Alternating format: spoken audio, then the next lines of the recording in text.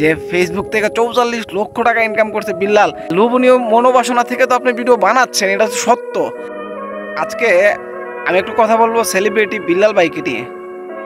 অনেকে আছে যারা প্রথম প্রথম বিল্লাল ভাইয়ের খুবই প্রশংসায় জর্জরিত। সোশ্যাল মিডিয়াতে ঢোকা যেত না, মানে শুধু বিল্লাল ভাই বিল্লাল ভাই।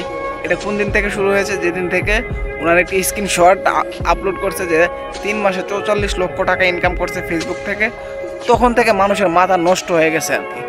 যে ফেসবুক থেকে ৪৪ লক্ষ টাকা ইনকাম করছে বিল্লাল, আমি পারতাম না। মানে তার যেইভাবে পারে ইচ্ছা মতো নকল করতেছে আর কি। তারপরে বিরক্ত হয়ে সম্ভবত উনি একটা ভিডিও বানাইছে যে লোভনীয় মনোবাসনা নিয়ে যদি আপনি ফেসবুকে ভিডিও বানান তাহলে আপনি কখনোই সফল হতে পারবেন না, অন্য একজনকে কপি করে আপনাকে সফল হওয়া সম্ভব না। এই যে কথাগুলো বলছে, উনি কি কখনো ভুল বলছে? আপনার ভিতরে আমার ভিতরে যদি প্রতিভা না থাকে তাহলে এই সোশ্যাল মিডিয়াতে কোনো দিনও আপনি সফল হতে পারবেন না। এটা 100% সত্য, এটা আমি বিশ্বাস করি। আপনার ভিতরে কোনো না কোনো প্রতিভা থাকতে হবে, এটা খারাপ হোক ভালো হোক, যে কোনো একটা প্রতিভা আপনার ভিতরে অবশ্যই থাকতে হবে। এখন আপনি বিল্লাল ভাইকে নিয়ে ভিডিও বানাচ্ছেন, আচ্ছা বলেন তো, আপনি হয় আপনি ৪৪ লক্ষ টাকার কথা শুনে ভিডিও বানাচ্ছেন, আর না হয় যে স্টাইলে ভিডিও বানাইছে ওই স্টাইলে ভিডিও বানালে হয়তো বা আপনারও ভিউ হবে, সেই আশা নিয়ে কিন্তু আপনি ভিডিও বানাইছেন আর কি।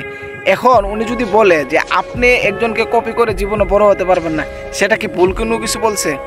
আপনি জীবনে বড় হতে হলে আপনার ভিতরে প্রতিভা থাকতে হবে এবং আপনার যথেষ্ট পরিমাণ এটার ভিতরে অনেক সময়, অনেক শ্রম, ঘাম, সময় সব কিছু দিতে হয়। তারপরে আপনি সফল হতে পারবেন। একটা সময় না একটা সময় সফল হবেন যদি আপনি মন থেকে চান এবং মন থেকে চেষ্টা করেন। তো এখন কথা হচ্ছে কি, অন্য আরেকটা মানুষকে উনি যেই লেভেলের কন্টেন্ট বানায়, কন্টেন্ট ক্রিয়েট করে, যেই ধরনের ভিডিও বানায়, এই ধরনের ভিডিও নিয়ে ওনার বিরুদ্ধে আপনি কোনো বাজে মন্তব্য করার মতো কোনো স্ক্রিপ্ট নাই, আমার কাছে মনে হয় অন্তত নাই আর কি। যে ওনাকে নিয়ে বাজে মন্তব্য করবেন সেই রকম কোনো ফলস বা অন্যায় উনি করে না। তো আপনি বাজে মন্তব্য করতে গিয়ে ওই যে উনি একটা কথা বলছে যে লোভনীয় মনোবাসনা নিয়ে আপনি ভিডিও বানান, লোভনীয় মনোবাসনা থেকে তো আপনি ভিডিও বানাচ্ছেন, এটা তো সত্য। তাহলে ওনাকে নিয়ে এখন হচ্ছে গিয়ে এখন আবার মনে করতেছেন যে উনি ওনার পক্ষে অনেকদিন কথা বলছি, এখন বিরুদ্ধে কথা বললে আবার ভিউ আসবে।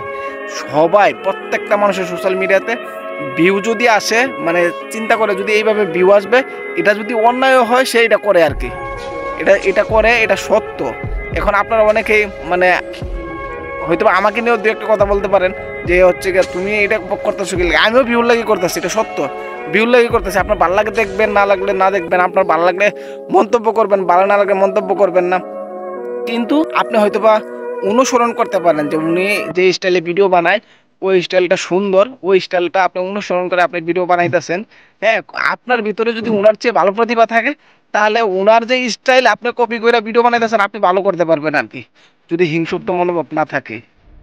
মানুষ একজনকে না একজনকে দেখে বড় হয়। আমরা যারা আছি হয়তোবা ওনার যে স্টাইলটা ভালো লাগছে, চেষ্টা করি ভিডিও বানানোর জন্য, ওনার চেয়ে যদি ভালো হয় তাহলে পাবলিক দেখবে, এটা সত্য। এখন কেউ নিজে নিজে বড় হতে পারে না, কোনো না কোনো মাধ্যমে বড় হয়, এটা সত্য। তাই অন্যকে নিয়ে সমালোচনা না করে, ওনাকে নিয়ে বাজে মন্তব্য না করে, যার যার অবস্থান থেকে আপনারা চেষ্টা করেন, যদি ফেসবুকে কাজ করার ইচ্ছা থাকে ভিডিও বানান, দেখবেন আপনি একদিন সফল হবেন। ভালো থাকবেন, সুস্থ থাকবেন।